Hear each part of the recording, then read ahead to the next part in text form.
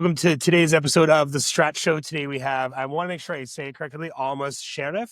Shareef? Almas Shareef, and I Shareef. was I knew there'd be some so way to, excited. I knew there'd be some way to mix it up there. So I actually had the pleasure of meeting Almas here through a mutual friend of ours, Chanel. I believe you guys are in a common Facebook group for network marketing and marketing and SEO and advertising, that kind of stuff. So Chanel put out a post asking if anyone wanted to be guest starred on a podcast episode. So we reached out on Facebook and had you in here. So we're very excited to have you on. I want to let our massive following and people know that I was supposed to do a bit more research onto what it is that you do exactly. I am getting over a 6-day long cold. I was bedridden for about 5 days straight. I'm still getting my voice back a little bit. So a little raspy. I might have to pause myself to cough every now and then, but feeling a lot better. And so I do apologize for being a bit ill prepared for our podcast episode, but we're excited to have you on here today and Yeah, tell a bit sometimes more. those are the best ones. They're Yeah, the just best bring ones it. sometimes. Hey, where are you located? I'm in Montreal, Canada. Where are you at? Okay, cool. I'm in Texas, but Bonjour, comment ça va? yeah, I Canada. don't live. I'm not from here. I'm down visiting, trying to stay away from the winter, and it's really crappy. But yeah, Sean's down in Mexico, where I met him, and I wish I was there. It's beautiful down there. I just love how, we just end up meeting these people along the way and then we form these connections and it just turns out what it turns out into. Yeah, no, it's a really cool thing. So like even with Chanel, like we're partnering up with her right now for a big SEO push with her and her business partner Gwen. So we had a conversation the other day, and we have offices in all across North America. We got Vancouver, Canada. She's in Tennessee, I believe, somewhere down there, and then I'm in Mexico. So between the three of us, we're covering all North America. So it's pretty cool there. So, Really, really. but yeah, why don't you give us a little bit of an introduction? Tell us about yourself, what it is that you do, what your business is, and then we'll kind of just go back and forth and do a little interview style and get to learn more about you. Sure. So I am the owner of Almas Shareef Marketing Group. I started my marketing agency I want to say about a year and a half ago, January 2024. And I do quite similar to probably what you also do with Chanel: SEO optimizations, also Google listing optimizations. I do automations, CRMs, that kind of stuff. So it's something that I kind of fell into by fluke. I had another business. It was an online teaching business, which I'm kind of still transitioning out of. And that kind of fell in my lap as well. But I kind of built through referral. I built like a small online teaching business where I would teach children overseas in China. And then I was like, okay, I want to take this teaching business to the next level. And so I started kind of doing research into marketing and how can I grow this. And then one thing led to another where I was like, this stuff is really interesting. Like, I want to kind of do it myself. And then I kind of just started an agency from there and, did all the certifications and learned what I needed to learn. And here I am. So, Yeah, we did that too. A lot of trial and error. We first started off, or at least I did before I met Sean. I started off doing copywriting, which used to be a really good job, and now there's AI now, which I use all the time. So it's like I've learned to adjust with it. You kind of have to, and I'm sure you've got your own AI processes too, because that's kind of what people are looking for these days. But yeah, that was 4 or 5 years ago. Then OpenAI came out a year later. So how long ago did you start all this? Did you start making the transition from teaching to the new agency? so I'm actually still in the transition of actually hiring on teachers to take on the workload of actually teaching. So that's kind of a little bit more automated on its own. So I can give more of my time into the marketing agency.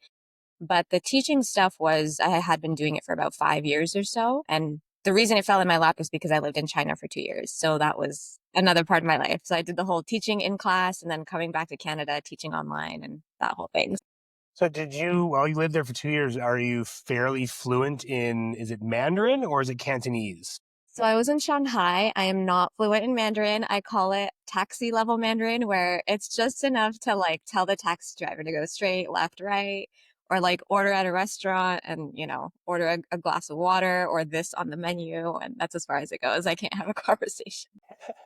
I think it's the hardest language to learn, isn't it? They say it's like the hardest one ever to learn if you don't speak it, of course. But Bad. And I can count too. So I was there for 2 years. I didn't put any effort into actually learning the language, but if I had put in the effort, I think I would have been quite fluent. I think you're exposed to it every day. You're in the classroom with the kids who don't know how to speak English. So you're kind of just picking up on things here and there. And yeah. Yeah.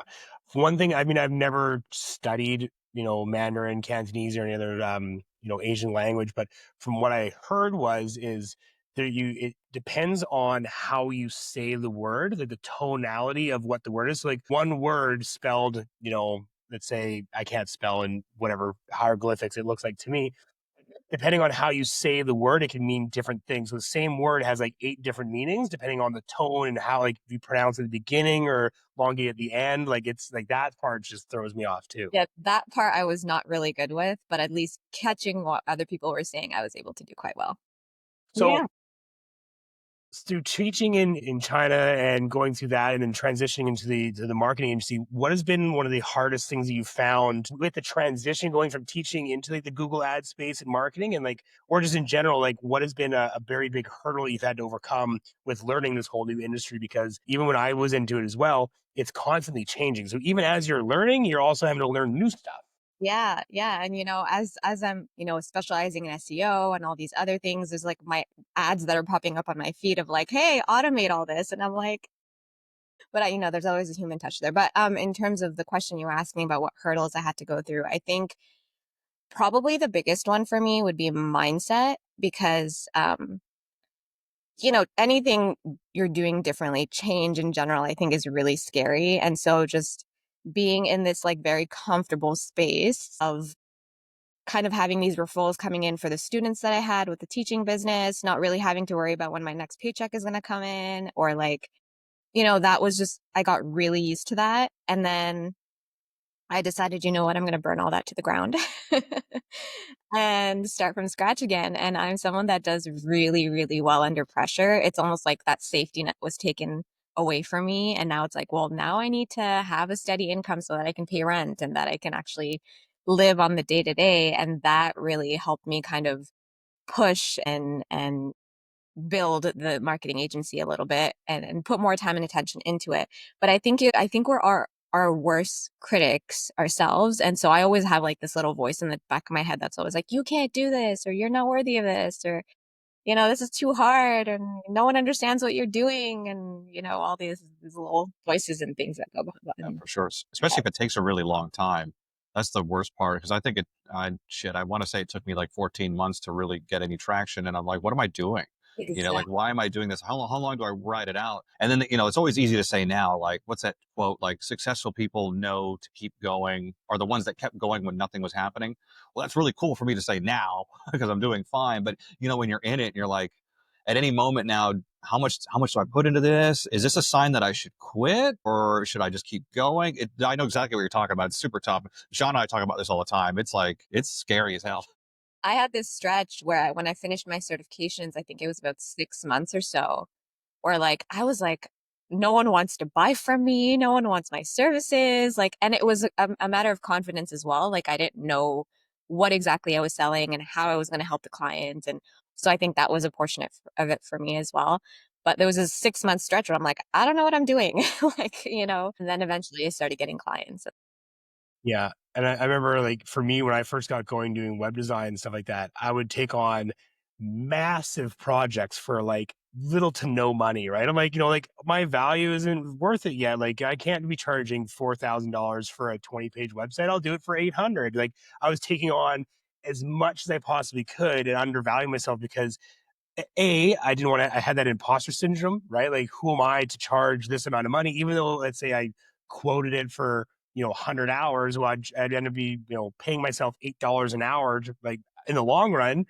And it's, it's a part of the learning curve. And like Lee was saying as well, like those stretches where like most people have this intuition like, okay, this isn't working, try something new. This isn't working, do something different. But being an entrepreneur and like having the kind of mindsets that we have, it's like, okay, like I'm starving, I have rent due tomorrow. I got a car payment. I got $1,000 in bills and I have $200. This should be the point where I should be like, okay, yeah, let's go back to work. But there's just this weird tick inside. It's like, I can do it. I can do it. Right. And it's this learning curve and it's this push. And a lot of people don't have that mindset. And a lot of people, and it's good that some people don't have that mindset because we need people to work at certain jobs and professions and work at gas stations and hotels and hospitals and doctors, and we need those professions. Like if everyone had this mindset, we'd have nowhere to live because nothing would get built. Like, we need to have the combination of like us pushing the boundaries and people staying in the comfort zone. So I'm glad to hear you're one of the comfort there. Oh, yeah, definitely. I mean, it's not for the faint of heart, that's for sure, but I love pushing myself out of my comfort zone. It's probably one of the Yeah. favorite things that I do. So that being said, have you always had an entrepreneurial kind of mindset?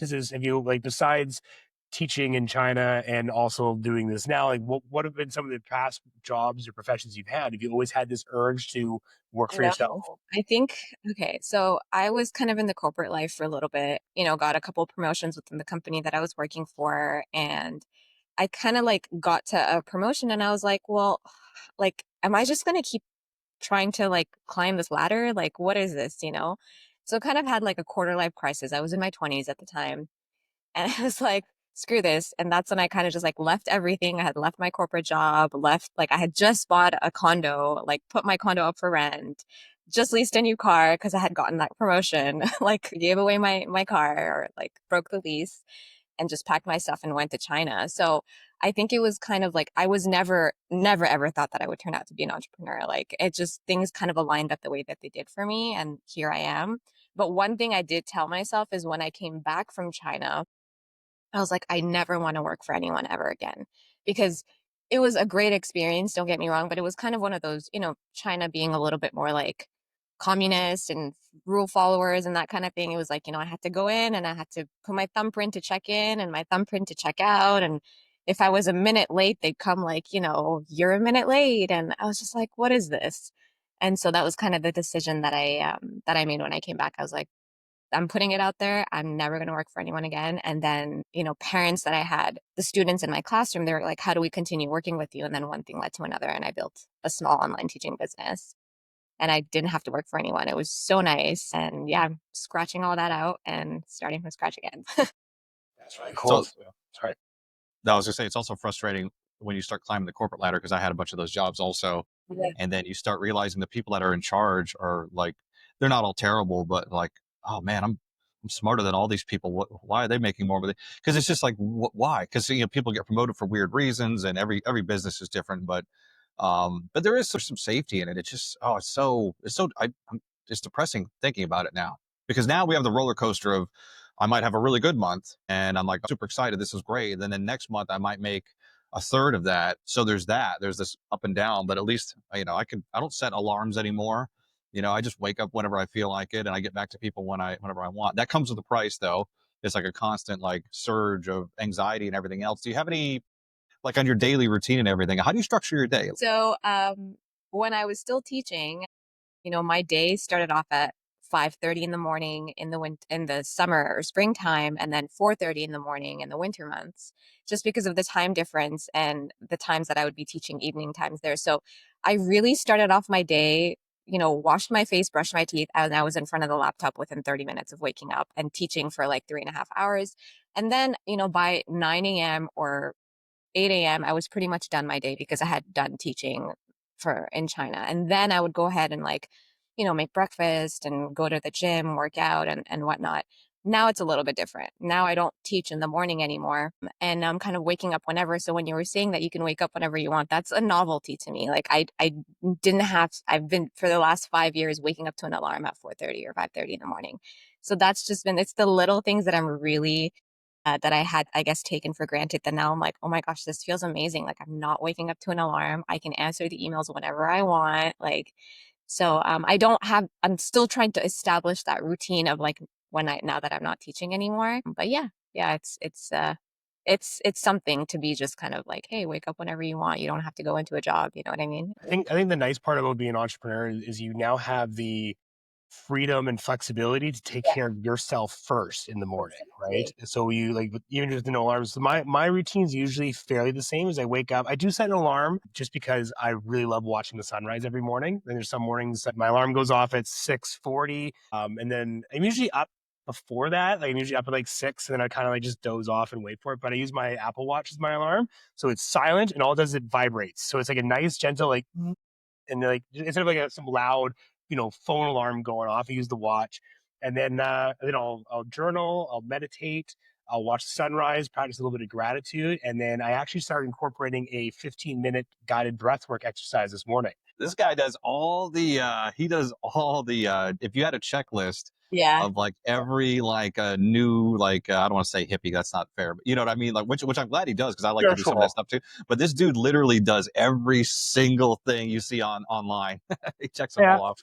Yeah. I started reading, I read one proverb out of a Bible now. I'm not a religious man. I'm not religious, but I want to try and have a better connection to, source or God or universal intelligence or whatever you want to call it. So there's a lot of wisdom that's inside the Bible. And so basically I have an accountability buddy where we each read the same chapter each day, and then we text each other what our takeaways are from that. Like what insight we got, what did it speak to us about that.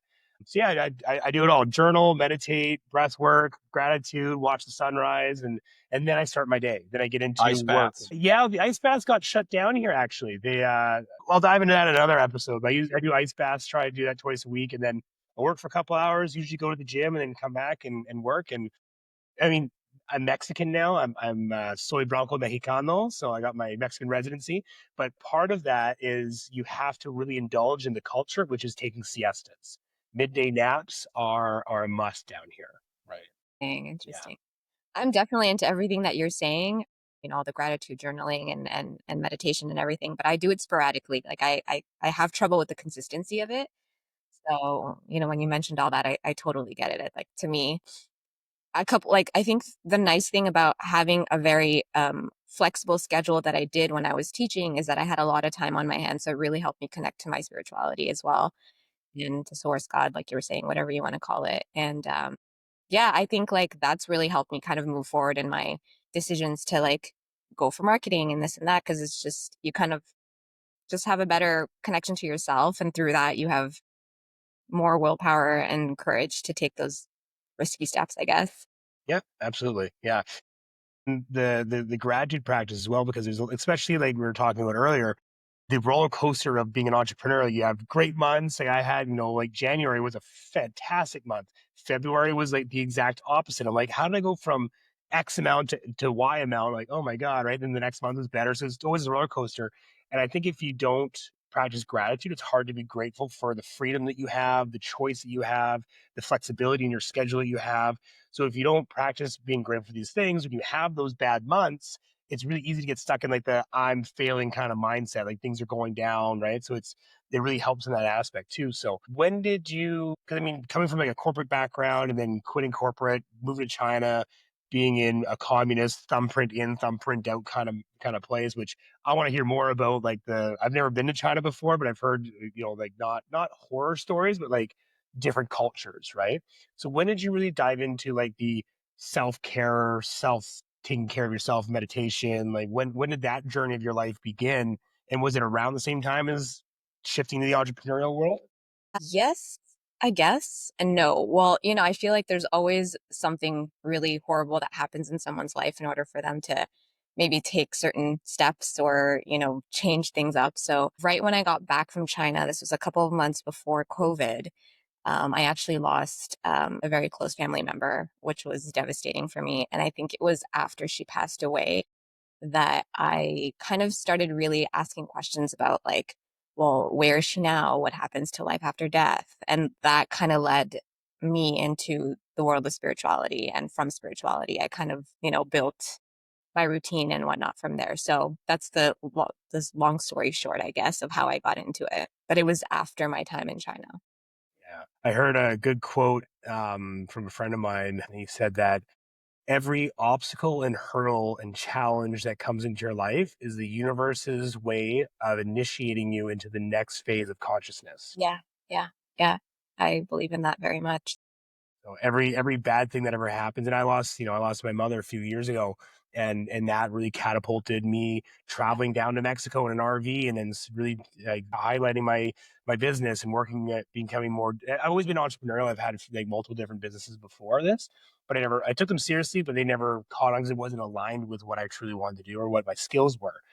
So it took a catastrophic event of my mother dying to initiate me to leave Canada to all of a sudden be in Mexico, and here I am doing podcast recordings with people that I met here in Mexico and people that I met online, and that my whole universe really kind of evolved around a catastrophic event, right? So it's the next phase of consciousness moving forward. So Yeah, it's really yeah, cool. no, it is. That and like breakups, I feel like those two things, like someone's passing and then like it's just it brings things to the surface and you start questioning so many things and you're like, what am I doing with my life? You know what I mean? Yeah. I'm a I'm month and glad a you half. brought this up Yeah. because we just did we did an hour-long show that is about to go out about Sean's recent breakup. So what great timing. Yeah. Yeah. We were together for a year and a half and we're a month and a half into the breakup part now. And it's like this, you mean, I've lost so much weight. I've been going to the gym more. Life's been getting better. Like, I'm just like, things are just like, and it's not that like she was holding me back. She actually was a great source of like where I am today now. And a lot of good things came from that relationship. But it's like this, like, yeah, you said like after a breakup, it's like focus on me now. It's me time. Yeah. Yeah. Yeah, I have to say he is doing it right. Like because he's like I'm older, and we've all done this. I've had some breakups where I'm like I'm just going to drink and just be an idiot, which I've done many times. And this time around, we like Sean and I were talking about his situation. He's like he laid off the alcohol. He's been exercising. I'm like, man, you're literally doing everything right. And I'm sure it still sucks, but like every time I see him, he looks better. So you can tell what he's doing is working, as opposed to the old Sean or the old me. I was like, I'm gonna go fucking get a bottle of Tito's and do whatever I want for because we're idiots, we're immature. Yeah, yeah. No, I used to drown and mask the pain with alcohol and women, and now I'm like, nope, I'm gonna focus on me. I moved out of Central, so I'm a little bit. Central's like the downtown area of every city in Mexico. So I moved out. I'm away from distractions, away from noise, away from girls, away from party, and I'm just like, nope. I'm just gonna set up my little safe haven. I got a 2-bedroom condo, and it's just me. It's just my space, which is amazing. So you said you're living in Montreal now. Were you born in Montreal? Yep. Born and raised here. Been here. Est-ce que tu parles français? Oui, je parle français. Très bien. Para mí, no, not para, that's Spanish. Comme ci, comme ça. I used to speak French until about 14, 15. And then I grew up in the Vancouver side of Canada. Yeah. So like there's no French out there. So Yeah. once I stopped taking grade 10, I'm like, I don't need French. Now I'm like, I wish I would have spoke French still. Yeah. I started learning French before I even learned English because as an immigrant child in Quebec, they put you in French school. You don't have a choice. You can't choose between English and French. So yeah, I learned French and I love that they have that law because I wouldn't have learned French otherwise. Where did your family immigrate from, actually? My parents are originally Pakistani. Okay. So yeah, they came here in the 80s and then I was born. That's amazing. Yeah. I'm trying to think of it. Sorry, I had a little brain fart there. I was trying to No, think. that's well. What's next? What's like? I know you're kind of on your trajectory. You're still kind of building things. You're kind of in transition. Well, a two-part question. Because we're all struggling. We're faced with this every day. Is obviously is people are tired of hearing about it, but it's not going anywhere. It's getting better and faster every day. We use it as a tool, but we're also like it's taking more and more of what we do. Now it's making us faster, but we'd be foolish to be like, oh no, our jobs are going to be around in 5 years. So like we just keep leveling up. So for example, I went from copywriting to now I just do CMO stuff because I had to learn a bunch of different aspects. So how do you look at it, the trajectory there with the AI improvements, and then like any big plans coming up with the business? So that is being relatively new to the world of digital marketing. It is something that has been kind of on my mind as to like, okay, what I'm doing is not, I can't just stick to the basics. You know, I need to kind of, like you were saying, kind of grow with AI because I need to make it an integral part of my business. So that's something that I'm really trying hard to kind of get educated on and kind of integrate into my own business. But when it comes to right now, I've been targeting a lot of like really small businesses. And what I was going to do actually after today's podcast was launch my ads, Facebook, Instagram ads for my agency to get some clients. And I want to try to focus more on the US than Canada, just because I feel like it's a better market out there in terms of, people wanting to grow their businesses and whatnot. I've done both. I've done launching to Canada and launching to the States, and I feel like the States is better. So that's the next Yeah. plan. It's the next couple of days. Launching ads for my own agency. Yeah. Awesome. Americans, we spend money on, it's always the best place to advertise. We'll just Yeah. spend money on all kinds of dumb shit. But yeah, that's, and you have the right mindset for it because again, it's not like AI is not going away kind of thing. And I started like watching different videos. You can go to YouTube now and like, if there's something you don't know, like you could be offering X amount of services and then there may be another one that a client needs. And if you're like, well, I'm not sure how to do that yet, but let me go take a look. You spend one afternoon watching YouTube videos, you could figure it out. And that's kind of, I think that's the play because the people that aren't willing to do that, aren't willing to learn, and aren't willing to incorporate AI into things are kind of being weeded out. And those of us that are making it are kind of sticking around. So, but we don't know what the future holds. But I do know that we've learned that you can't just do one thing anymore. You can't just say, like for emails, for example, you can't just write the emails. You have to write the emails and be able to do all the back end, all the automations that go along with it. So yeah, it's just a matter of keeping up with everything. And then who knows what the future holds, but it sounds like you've got a good handle on everything. So I'm really hoping that I can also have more of a leadership role within my agency instead of actually, like I want to get a good team of people that are aware of all the AI, advancements that are happening and just having a really good solid team. I think I'm really good with like leadership and kind of giving direction. So that is kind of the position that I want to take. And I'm fairly new with my agency, but that's kind of the vision that I have. So I'm hoping that oh, for sure. Oh, and then one peace of mind thing I'll tell you is that just because we're in it every day, like we're using AI every day, we're using these platforms every day, and we're like, oh man, these are getting so much better. Like I'm not going to have a job in like 6 months, because all these thoughts run through our minds, right? for What sure. I've found is that small businesses, and even larger, depending upon who you're targeting, you go in there and you'll be like, these people could do all this on their own if they would just go to like Chat GPT, or then go click on this platform. And they don't know any of that, and nor do they want to. So where I thought, I was like, oh, clients are going to do all this on their own now. They actually don't. They don't even want to learn it. So the peace of mind we have is that we feel like, oh my God, I'm not going to have a job. And then they're like, no, no, no, I don't even know how to log into Chat GPT. So at least there's that. Like most of the small businesses are like, just tell me what to do. I want nothing to do with it. So we'll always have that, I think. Yeah, yeah. No, I've noticed that as well when I'm speaking to clients is and I'm like, "Oh, but you can do this and go in here and do this yourself." And they're like, pardon my French, but they're like, "We don't give a shit." Like, we don't want to. So yeah, I get that part. That's kind of reassuring too at the same time. You're like, "Okay, they just want to focus on what they're doing and, we can focus on what we're doing." So, Yeah, and a big thing about that too is utilizing the tools. We had a podcast recording probably a couple months back where we're talking about like how AI is coming out, and like it really did affect a lot of people, but the only people it really affected were the ones that weren't willing to incorporate it and use it for their work, right? So the ones like especially in like the copywriting industry, for example, like he was saying, a lot of these copywriters like, I don't need AI, I can just do it all myself. But if you can still utilize AI to get the base gist of it and help increase the quality of your work, because it's been around for a while now. It's only going to get better and more advanced. More people are going to be using it. So it's either, if you don't learn how to incorporate and use it for your business, you're just not going to be able to survive in it. So like learning how to adapt and these kind of things. And there'll be a lot of times where we take on projects now where we weren't doing that last year or the year before, right? But because there's such a demand and a need for it, like we was saying, you go and do a YouTube video, you research, learn how to do it, use the information you learn, add it into ChatGPT. Hey, how do I do this? Learn the skill. It's not that hard. And that's part about being an entrepreneur, is you're constantly learning. Like you're not just doing your job. Like I've worked on jobs where like I worked on the oil rigs. Like I just did my job. I didn't have to learn new ways how to drill oil out of the ground. It's going to stay the same. I just did my job. But when it comes to working online remotely and being an entrepreneur, it's evolving with the times and learning how to adapt with those evolutions. So I guess a question for you is, what's been one of the biggest learning curve or adaptations that you've had to make in your business, do you think? probably exactly that is like I feel like I'm always like running on like this hamster wheel, where you're just constantly like, I get asked whenever I'm in networking meetings and whatnot, like, how do you do this and how do you do that? And it's always like, let me get back to you on that and then go do my research and figure it out because and I always say that like everything is always figure outable. And that's what I've realized since I got into the digital marketing space.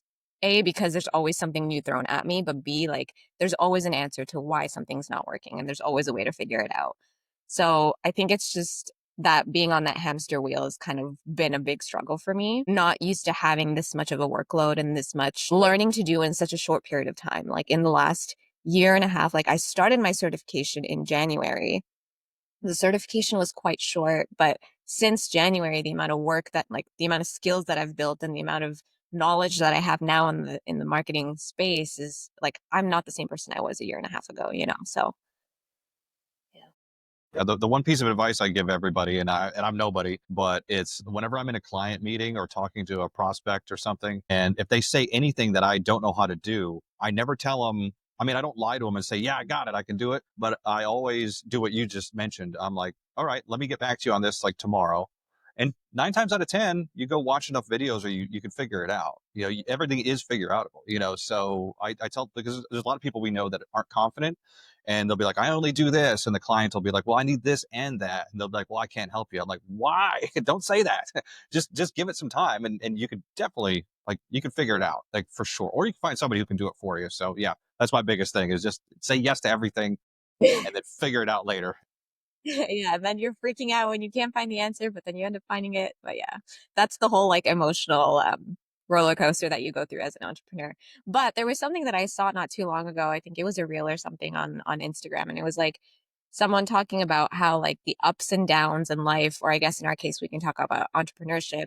Eventually, we're going through these ups and downs, so that eventually that these ups and downs lead to like they're not so high and low anymore, and it kind of just like evens out to more of like a flat line where you're not as stressed out down the line. So that's something that kind of stood out to me. And I was like, okay, yeah, I'm going through all these ups and downs now, but it'll be easier down the line. Yeah, I'm gonna remember that, because Yeah.